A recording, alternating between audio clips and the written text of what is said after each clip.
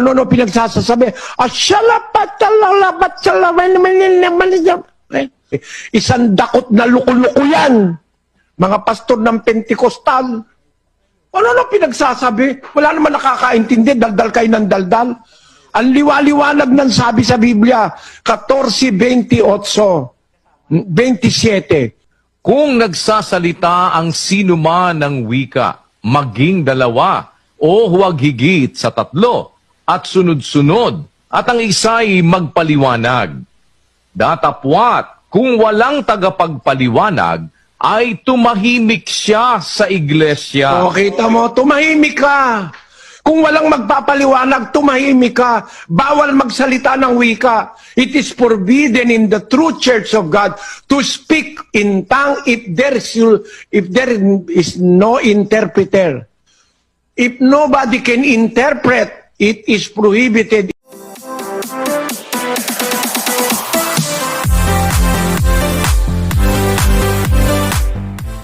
Gaya nga po mga kaibigan sa aking ipinangako sa nakaraan na ating pag-aaral tungkol po sa salita ng Diyos, doon po sa kapangyarihan na natanggap po ng mga alagad noong pumataas po ang ating Panginoong Jesucristo. Ang Biblia po mga kababayan ay ito po yung tinatawag na kapangyarihan ng Diyos na ikaliligtas sa bawat sumasampalataya. Mababasa natin yan sa Roma 1:16 na ito yung kapangyarihan ng Diyos para sa ikaliligtas ng bawat sumasampalataya. Pero nasabi natin sa nakaraan na paano po magiging kapangyarihan ng Diyos yung salita ng Diyos o yung Biblia kung hindi din lang nauunawaan mga kababayan.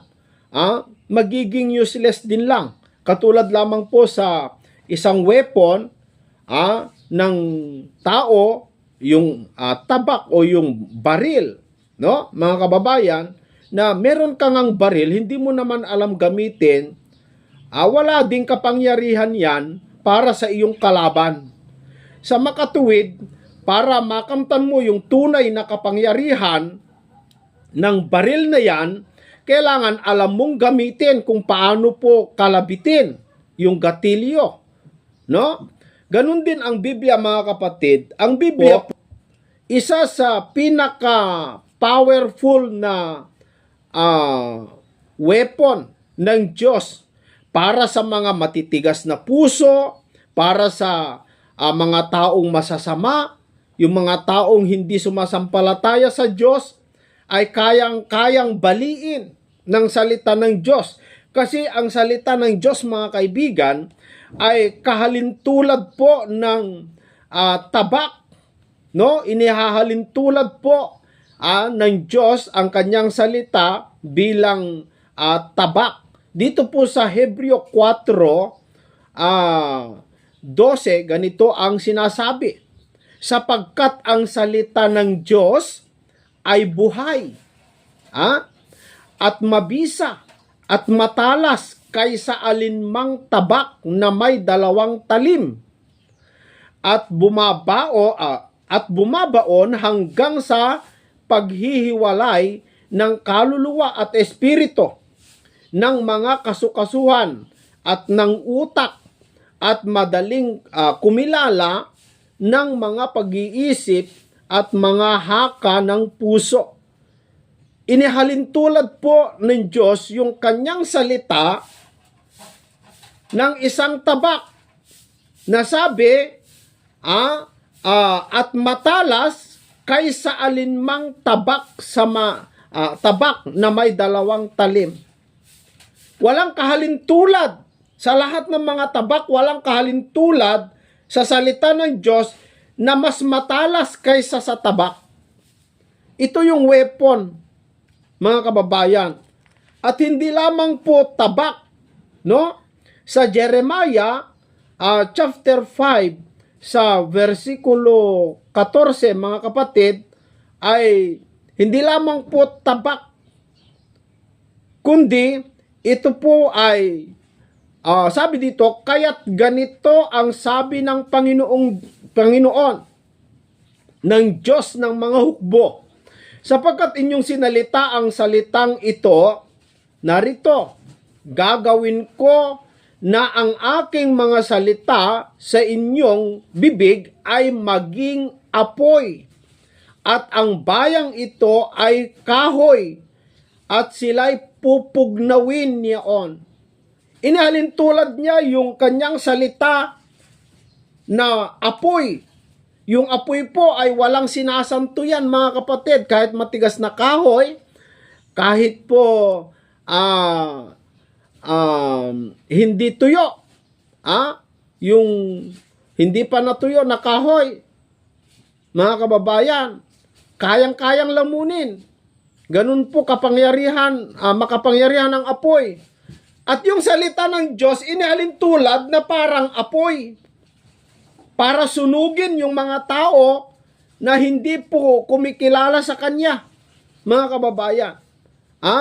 Sa Jeremiah chapter 23, hindi lamang po apoy, no? Kundi ito po ay hinilin tulad sa, sabi dito, hindi baga ang aking salita ay parang apoy? Sabi ng Panginoon, at parang pamukpok na dumudurog ng bato. So, lahat ng bagay na mahihirap durugin, yung tabak, matalas, yung apoy sumusunog, pero hindi niya kayang lamunin ang bato. Pero yung salita ng Diyos, hindi lamang po tabak, hindi lamang po apoy, kundi kahalintulad din ng pamukpok o martilyo, na kayang durugin kahit yung matigas na puso ng tao, matigas na panindigan ng tao, kaya niyang durugin yung salita ng Diyos. Ganun po makapangyarihan ang salita ng Diyos. Yun po yung kapangyarihan na hinihintay po o ipinangako ng Panginoong Hesukristo sa mga alagad bago po sila pumunta sa bayan-bayan at hanggang sa kahuli-hulihan hangganan ng lupa para ipangaral at magiging saksi sila ng Diyos. Hindi agad-agad pumunta ng mga alagad. Nung inutusan ng Panginoong Hesukristo, punta kayo sa lahat ng mga bansa at iyong bautismoan ng mga tao, sabi niya. Pero bago po kayo pupunta, sabi niya, punta muna kayo sa Jerusalem. Hintayin muna ninyo ang Espiritu Santo. At kapag dumating, ibibigay niya sa inyo yung kapangyarihan ng Diyos. Ano po yung kapangyarihan ng Diyos? Yung salita ng Diyos, ibibigay itong Espiritu Santo ang pagkaunawa.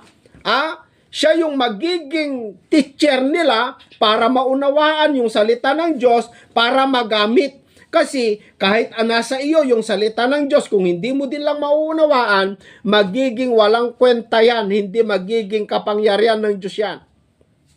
Sa mga tao na hindi pa nakapanood doon sa unang video, itong talakay na ito, para maunawaan nyo, masundan po ninyo, panuurin po ninyo mga kapatid at mga kababayan para alam nyo po yung aking tinutukoy dito, no? Na kapangyarihan ng Diyos, paano natin ipinaliwanag, mga kapatid, para masundan po ninyo itong pag-aaral na ito. Ngayon, sinasabi natin na paano po ipinaliwanag itong Espiritu Santo, itong kapangyarihan ng Diyos para sa ikaliligtas ng bawat sumasampalataya. Ano yung hinihintay? Dito sa Acts chapter 1, balik po tayo, bago po tayo, mga kapatid, para masundan po yung mga bagong nakakaparinig dito. Dito sa verse 8, datapot tatanggapin ninyo ang kapangyarihan pagdating sa inyo ng Espiritu Santo at kayo'y magiging mga saksi ko sa Jerusalem at sa buong Judea at Samaria at hanggang sa kahuli-hulihang hangganan ng lupa. Pinangakuan ni Kristo ang mga alagad na tatanggapin po ninyo ang kapangyarihan ng kapangyarihan ng Diyos pagdating ng Espiritu Santo. Ano yung kapangyarihan na kanilang tinanggap? Ayon sa ating pag-aaral sa nakaraan, ito po ay salita ng Diyos. Paano yan? Nasa kanila na yung salita ng Diyos. Bakit hindi pa nila nagamit? Kasi hindi nila alam gamitin. Kailangan nila ang Espiritu Santo para magturo sa kanila. Para magturo sa kanila kung paano gamitin ang salita ng Diyos. Kaya, nung dumating po ang Espiritu ng Diyos, dito sa Acts chapter 2 verse 1, at nang dumating ang araw ng Pentecostes, silang lahat ay nangagkakatipon sa isang dako. At biglang dumating, ito na yung pangako ng Panginoong Jesucristo na Espiritu Santo. At biglang dumating mula sa langit ang isang ugong na gaya ng sa isang humahagibis na hangin malakas. So, yung Espiritu Santo ay inihalin tulad sa isang hangin na malakas. Sa makatuwid, ang Espiritu Santo hindi nakikita katulad ng hangin pero nararamdaman yung kanyang presensya. No? At pinuno ang buong bahay na kanilang kinauupuan. Ano nangyari? 3. At sa kanila, yung mga alagad, may napakitang mga dilang kawangis ng apoy. Na nagkakabahabahagi at dumapo sa bawat isa sa kanila. Sabi ng mga ibang denominasyon, kapag dumating daw ito, ilehens nila yung kanilang mga miyembro, yung kanilang mga miyembro naman ay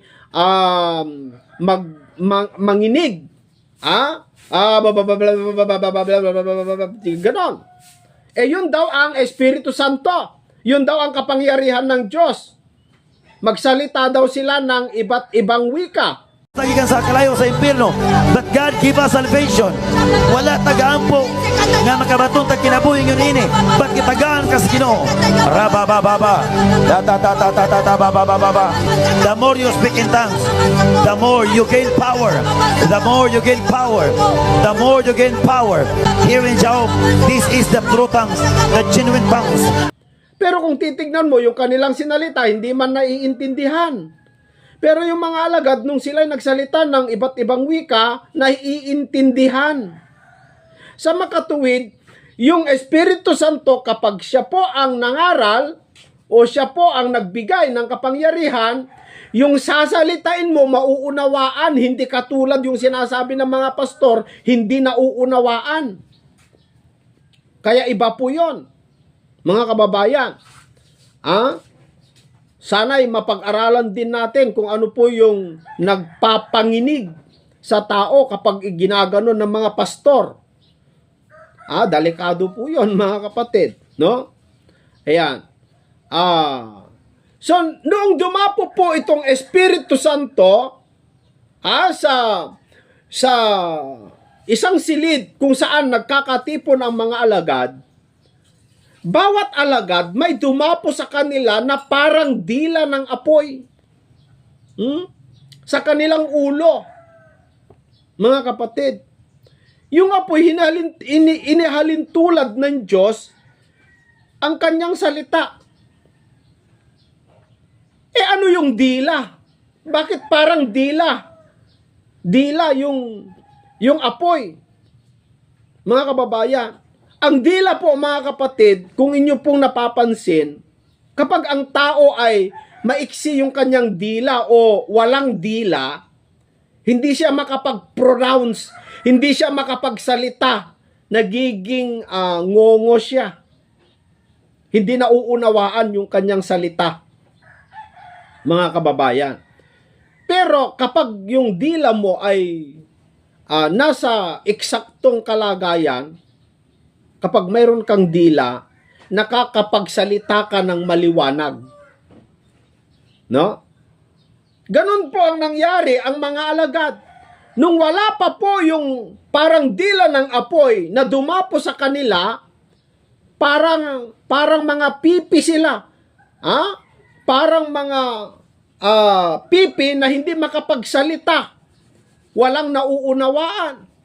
Pero nung dumating yung dila ng apoy, na yun po yung kapangyarihan ng Diyos, yung dila, ang dila kasi yan yung nagpapaliwanag para maunawaan mo Ngayon, nung dumating sa mga alagad yon, nakakapagsalita sila ng iba't ibang wika at nauunawaan ng mga tao yung kanilang sinasalita. Sa makatuwid, ang nagpapaunawa sa mga tao yung kapangyarihan ng Diyos na ibinigay sa mga alagad. At silang lahat, sabi dito sa verse 4, ay nangapuspos ng Espiritu Santo at nangagpasimulang magsalita ng iba't ibang wika ayon sa ipinagkaloob ng Espiritu na kanilang salitain. Pansinin po ninyo mga kapatid, noong dumapo po ang Espiritu Santo, nagkaroon po ng parang dila ng apoy itong mga alagad.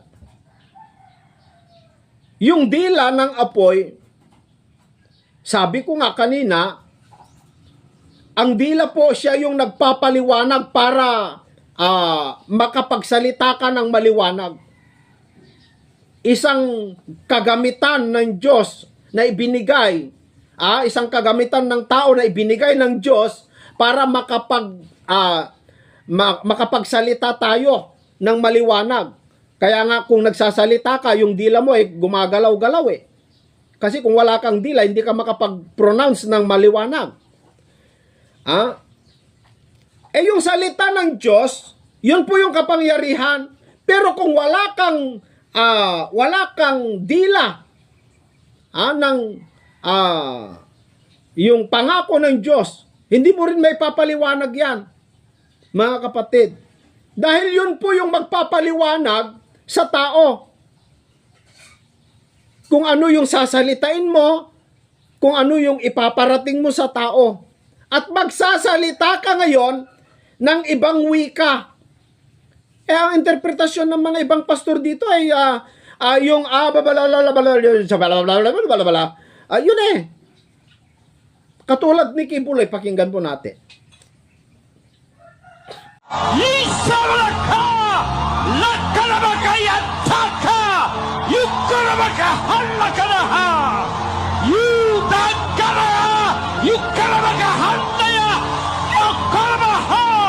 Kung ano pinagsasasabi, isang dakot na luko-luko yan. Yan po ang unawa ng tao Yan din ang unawa ni Kibuloy na ibang wika mga kapatid Nakakalungkot lamang po pero hindi po yan. Ang sasalitain mo na ibang wika, walang iba kundi salita ng Diyos. Dahil yung salita ng Diyos, hindi salita ng tao yan, ibang wika yan ng Diyos. Hindi wika ng tao. Yung sasalitain mo, ibang wika, pero hindi wika na hindi nauunawaan, wika yan ng Diyos. At yan ay naipauunawa mo dahil nasa iyo napuspos ka ng Espiritu Santo ng Diyos. Dahil dumating sa makatuwid yung tao na nakapagpapaliwanag ng salita ng Diyos, puspos yan ng Espiritu Santo. Mga kababayan, hindi organization, hindi sekta, mga kapatid. Kahit nga nandun ka sa iglesia ng Diyos na tinatawag, o iglesia ni Kristo, o iglesia katolika, o sabadista, o saksi ni Jehova, kung hindi mo naman din lang na ipapaliwanag ang salita ng Diyos, walang Espiritu ng Diyos sa iyo. Kasi ang Espiritu ng Diyos, yun po yung nagpapaliwanag sa tao para maunawaan ng tao yung salita ng Diyos. Ulitin ko po, dito sa Juan, Kapitulo 14, sa versikulo 26, mga kapatid, Sabi po dito, datapwat ang mang-aaliw sa makatuwid bagay ang Espiritu Santo na susuguin ng Ama sa aking pangalan, siya ang magtuturo sa inyo ng lahat ng mga bagay na at magpapaalaala ng lahat na sa inyo'y aking sinabi. Yung Espiritu Santo na dumadapo sa iyo, siya yung magpapaalala yung salita ng Diyos at magtuturo sa iyo kung paano mo salitain, paano mo ipaliwanag para yung taong pinapaliwanagan mo ay makaunawa. Dahil nasa iyo yung Espiritu ng Diyos na magpapaunawa doon sa tao. Kasi ikaw ang pinakatemplo ng Espiritu Santo. Ikaw yung bahay niya. Ikaw yung sinapian niya. Hindi yung building. Hindi yung kagandahan ng building, mga kaibigan. Hindi yung templo na may decoration, napakagandang templo, may mga krus sa harapan. Hindi. Ang dinadapuan po ng Espiritu Santo, ikaw bilang tao na nakapagsasalita, nakakagawa, buhay, ikaw yung dadapuan niya para ikaw yung gagamitin niya magpaliwanag doon sa kanyang mga salita. Hindi yung rebulto. Kasi yung rebulto, meron man siyang bibig, pero hindi naman yun nakakapagsalita. May mata, hindi naman siya nakakakita. May tenga, hindi naman nakakarinig. May kamay, hindi naman siya nakakagalaw, nakakahawak. May paa, hindi man siya nakakalakad. Paano siya makapunta?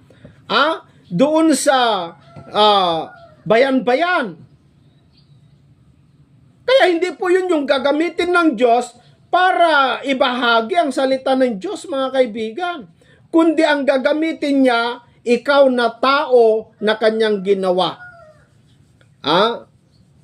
So, yung Espiritu Santo, siya po yung pumuspos sa mga alagad doon sa isang silid sa Jerusalem kung saan nagkakatipon ang mga tao. At nagsimula silang nagsalita ng iba't ibang wika. Yung wika na kanilang sinalita ay naunawaan ng mga tao. Hindi katulad yung ginagawa ng mga ibang pastor na yung wika na kanilang sinasalita ay hindi man nauunawaan. Kahit yung katabi nila, hindi nauunawaan. Sabi nga ni Pablo, kapag may nagsalita ng mga ganon, mas maganda tumahimik. Nakakagulo lamang po yan. Kaya kung mapapansin po ninyo, na kapag mayroon pong krusada, at nag-aartarkol po yung pastor, maraming nagsasalita ng kung ano-anong salita. Kung titignan po ninyo, hindi naman lahat ay naggaganon. Bakit? Kasi yung mga iba na nadidisturbo. Yung mga iba, tinitignan na lang. Mga kababayan. Kaya sabi ni Pablo, kung may mga ganon, tumahimik ka na.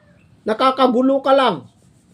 Tignan mo tuloy, yung mga katabi mo, hindi sila nakakapag-concentrate, tinitignan ka na lang. Kaya yung mga iba ay nakatayo lang, tinitignan kung ano mangyari. Pero dito sa upper room, noong dumating ang Espiritu Santo para pumuspos sa mga alagad, lahat sila ay napuspos. Lahat sila, mga kababayan. Lahat sila ay napuspos sa Espiritu Santo ng Diyos. Yan po ang maliwanag. Yung kanilang mga sinalita ay nauunawaan. Nagsalita sila ng iba't ibang wika. Yung mga apostol ay mga taga Galilea. Ewan ko, ano salita nila? Hebrew siguro, no? Nagsasalita sila ng hindi na nila wika, kundi wika ng tao na nakakaunawa na sa kanilang wika. Basahin natin. May mga nagsisitahan nga sa Jerusalem na mga Hudyo, mga lalaking relihiyoso na buhat sa bawat bansa sa ilalim ng langit. At nang marinig ang ugong na ito, ay nangagkatipon ang karamihan at nangamangha. Bakit? Sapagkat sa kanila'y narinig ang bawat isa na sinasalita ng kanyang sariling wika. At silang lahat ay nangagtaka at nagsipanggilalas na nangagsasabi, narito, hindi baga ang mga Galileyong lahat ang mga nagsisipagsalitang ito? Bakit nga naririnig ng bawat isa sa atin ang ating sariling wika, wikang kinamulatan? Nagtaka sila, mga kapatid. Tayong mga Parto at mga Medo at mga Elamita at ang mga nananahan sa Mesopotamia, sa Judea at sa Cappadocia, sa Punto at sa Asia, sa Phrygia at Pampilya, sa Ehipto at sa mga sakop ng Libya, ang karating ng Sirene at ng mga nakikipamayan galing sa Roma, mga Hudyo, ang gayon din ng mga naging Hudyo, mga Cretense at mga Arabe, ay nangaririnig nating nagsisipagsalita sila sa atin, mga wika ng mga makapangyarihang gawa ng Diyos. So yung gawa ng Diyos, kapag ikaw ay magsalita na, nauunawaan yung pinagsasalitaan mo. Alam niya, mauunawaan niya yung sinasabi mo, mga kaibigan. Sa makatuwid, ikaw nagagamitin ng Diyos kapag pinangaralan mo yung tao, ginagamit mo na yung kapangyarihan ng Diyos na dumapo sa iyo, ay gagamitin mo na yung kapangyarihan ng Diyos.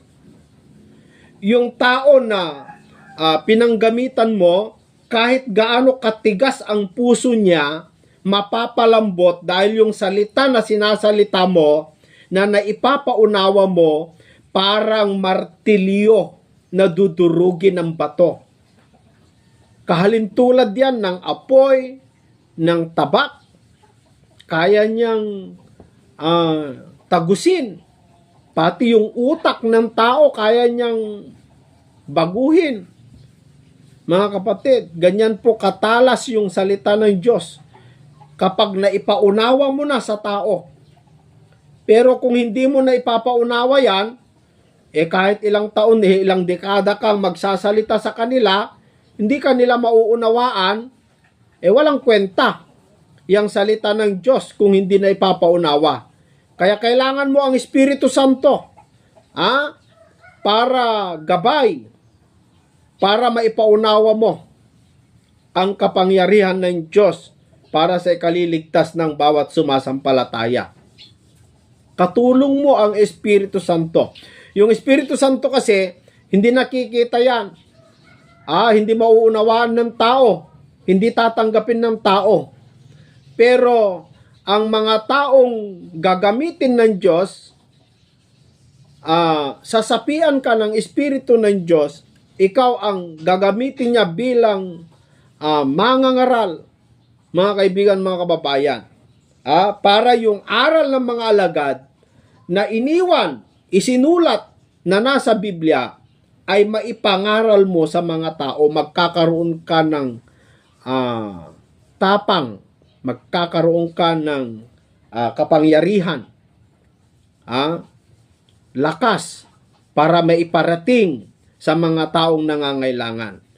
Yan po, mga kapatid, kung paano po ipinaunawa ang Espiritu Santo nung dumating, binigyan niya yung mga alagad ng parang dilang apoy. Ulitin ko, yung dilang apoy, yun po ay ang simbolo kasi ng dila na apoy. Yung salita ng Diyos, parang dila ng apoy. Yung dila ay nagpapaunawa yun, nagsasalita yun. Yun po yung nagpapaliwanag. Kaya nga kung wala kang dila, sabi ko nga kanina, ay hindi mo may papaliwanag ang salita ng Diyos. Kaya kailangan magkakaroon ka ng dila ng Diyos, mga kababayan. So, sana po mga kapatid ay nakuha po ninyo yung punto kung paano po gamitin ang salita ng Diyos. Kailangan magkaroon ka muna ng kapangyarihan o ng pagkaunawa. Makakamtan mo lamang po yan kung ang Espiritu ng Diyos ay nasa iyo. Napakahalaga po na magkaroon ka niyan. Hindi ka makapangaral sa tao, wala kang tibay, wala kang tapang, kung wala kang salita ng Diyos at wala kang Espiritu ng Diyos. Maraming salamat po muli sa inyo mga kaibigan. Sana po ay meron tayong mga natutunan sa ating pag-aaral. Ipagpatuloy natin ang ating pag-aaral sa salita ng Diyos sa darating pa ng panahon. At yung mga nakasubaybay lagi, ako po'y humihingi ng pasasalamat.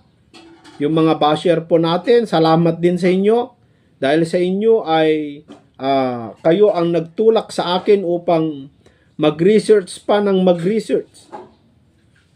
Nakakatulong din kayo, mga kaibigan. Ganun din sa hindi pa po nakapag-subscribe, bilang suporta po ninyo mga kaibigan, mga kababayan, kung nagustuhan po ninyo ang channel na ito, maaari po kayong mag-subscribe at paki-share po. Salamat po sa inyong lahat. Hanggang sa susunod.